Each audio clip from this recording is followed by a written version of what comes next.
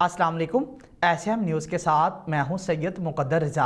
SM news studio में खुशामदीद। खबरों के सिलसिले को मज़ीद आगे बढ़ाते हुए खबर शामिल करते हैं पीर महल से।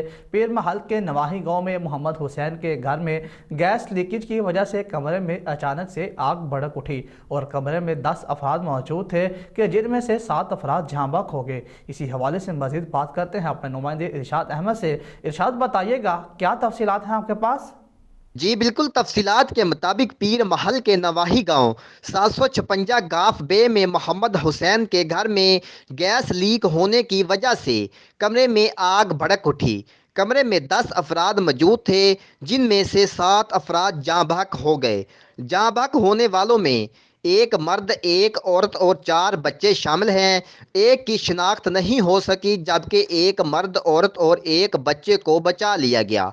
रेस्क्यू टीम और गांव के लोग अमदादी कार्रवाइयों में मसरूफ़ हैं। जी बहुत शुक्रिया इरशाद अहमद, तफसीलात से आगाह करने के लिए। अब तक के लिए इतना ही। मज़ीद खबरों के लिए देखते रहिए एसएम न्यूज़।